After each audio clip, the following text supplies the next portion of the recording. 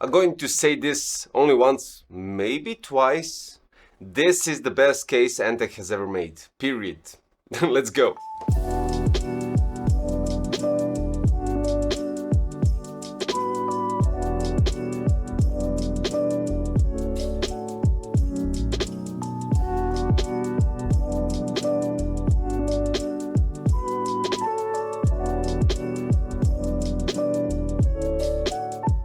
So what we have right here is Antec Performance 1 case with quite interesting front panel, and I'm just saying this out of the design, it looks outstanding. The interior is completely changed, the top is completely changed, the front is completely changed. I have no words. This case really blew my mind, and this is one of those cases that I think Antec should start producing such cases in terms of mid quality, low quality, and then we have extra high quality. This one goes in the top tier of their cases without a doubt, and it competes with other manufacturers in top tier without a single doubt, because first the looks, then the airflow and the compatibility of everything that we have right here is just outstanding. So guys, this is it. So let's start with the general specifications. I'm going to walk you through everything in this video. I'm going to tell you everything that you need to know about this case. So right on front we have three 140mm T3 fans, which are thick 3 centimeters. The same thing we have at the back, only it's 120mm, so it kind of gives a nice airflow, and shame it doesn't have 140 at the back, but then again it will be much wider without a doubt. But nevertheless, this is outstanding because you get 4 non-addressable RGB fans in the case, and wow. At the top you can place 360 280 or 240 radiator with fans, or 3 140 fans at the top. Now this is outstanding. On front, well, you'll be quite surprised. You can place a 420, 360 280 or 240 radiator on front, and at the back it's really unimportant because 420 in a case from Antec is just wow. And one thing I do have to mention, if you go with 420 at the front, you can't place a 360 at the top. Unfortunately, that's the only downside that I would say, but nevertheless you can still place 3140 at the top running a 420 radiator at the front. Outstanding. So what we got here, you don't have a dust filter on front, but you have a, let's say, a fine mesh with hole size of 1.2 millimeter, and this is outstanding because you don't need a dust filter for that, because it filters dust quite nicely even without it. At the top you do have a magnetic dust filter, but you have to pop out the top panel to access it. Since you are accessing the top panel, you have 2 screws right here, and you can remove the top panel. Easy access to the motherboard, to EPS cables for your CPU, and finally placing the radiator at the top if you decide to go at the top, placing the radiator outside of the chassis and just placing it inside. We have a 360 on top, and you still have loads of space for high profile rams, for VRM cooling, and for the cables easy to connect afterwards after you place your AIO. Power supply shroud right in the compartment right here. We have a hard drive cage where you can accommodate your storage if you decide to go with that. At the back we have 3 2.5-inch caddies for your SSDs, and since I was mentioning the power supply shroud, you have a possibility to mount 3 120mm fans on it to get more cooling for your GPU. Now the only thing that is missing are the longer screws for those fans, but basically taking everything into consideration about this case, I'll think you look that one through your fingers and just ignore it.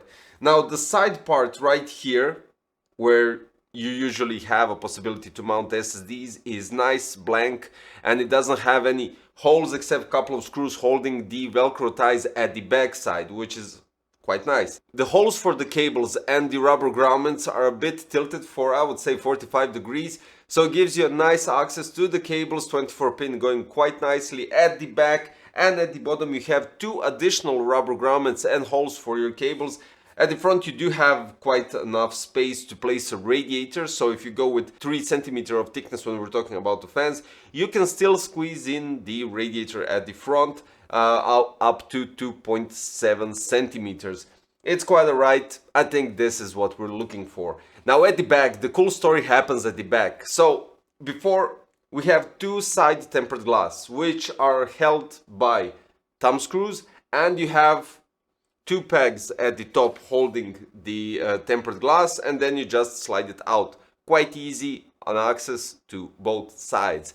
At the back we have two covers that cover the cables, making the back side also looking quite nice. And the Velcro ties are something that I haven't seen in any case so far.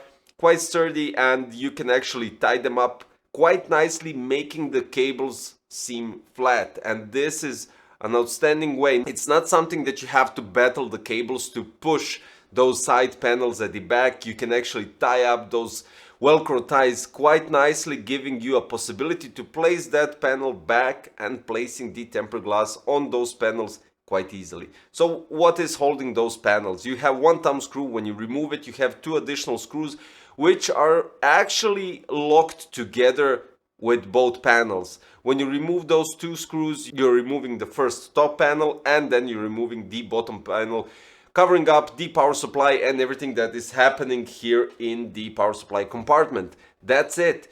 Velcro ties on both sides. So you have Velcro ties for EPS cable. You can nicely manage that. You have Velcro ties on the far left side, giving you a possibility to reroute the cables as you wish, which is cool. And one more thing where you can place your Velcro ties is at the back of the case, giving you a cable management at the back side of the case. Now, what does this mean? You have loads of cables running out of it, right? So from the motherboard, you have a, for instance, keyboard, if you're not running wireless, of course, keyboard cable, mouse cable, I don't know, headset cable, optical, or anything else that you need for your audio. You just place all of those cables in those Velcro ties, and you have a nice cable management at the back. You can even reroute the cables from your graphic card, and that's it. So, time for benchmarks, right? In AIDA 64 Extreme Edition, we have 7900X3D and the RTX 4070 Ti Supreme X.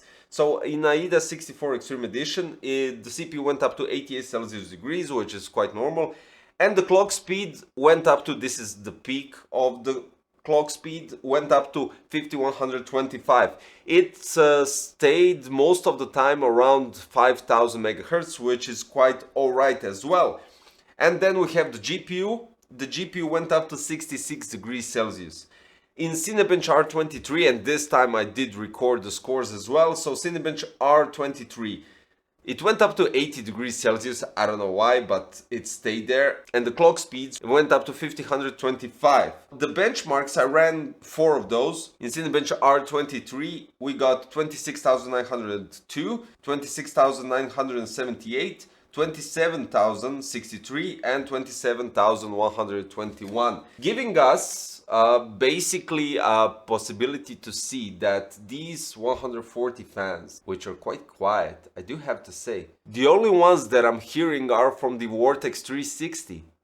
The pump isn't heard, the front 140s aren't heard, and the back 120 isn't heard. So all in all, what I can say is the design is outstanding. The front panel, even though it's plastic, it looks way better than on Fractal Torrent. And I had that case and I reviewed it, and even though at that point I did said it was alright, this case actually shames it down a bit. And this case with this visuals coming from Antec, comparing the past cases from Antec and getting this on my table is just wow. They really improved, and I really hope, and I honestly really hope to see more of this kind of cases in future coming from Antec, and not only having the premium cases from them only once a year.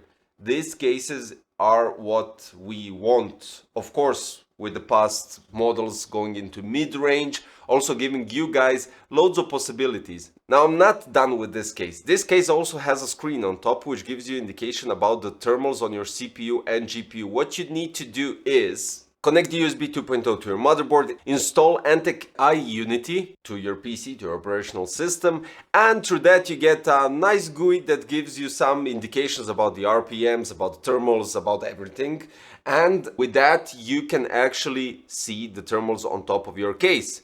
And you have a button on top to switch between the CPU and the GPU, which is quite nice and quite outstanding. So having this case with all of this design, outstanding cable management and everything else, I have only words of praise for this case because Antec blew my mind with it. Also on top, on the I/O port next to the temperature button, you have a Type-C USB 3.0, you have 3.5mm jack for your audio and microphone, you have a reset button, and you have power on button.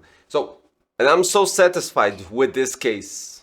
And I'm gonna give this case Antec Performance 1 PC Crazy Hall of Fame badge.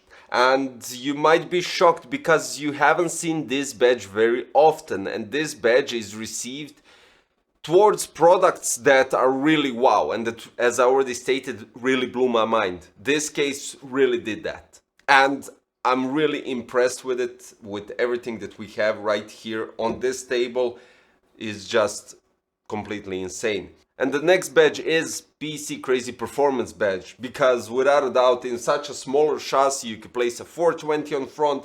Guys, I really hope you enjoyed this one. This is the Antec Performance 1 with Vortex 360 addressable RGB, and we have right here signature 1300 watts platinum, their power supply. Links are in the description for everything, including the Performance 1, if it currently isn't available on my links. I'll place the links later on because today is the release date, so maybe a couple of days or weeks you'll have the possibility to grab it yourself. In other words, don't forget to subscribe, hit the like button and click the notification bell for future content.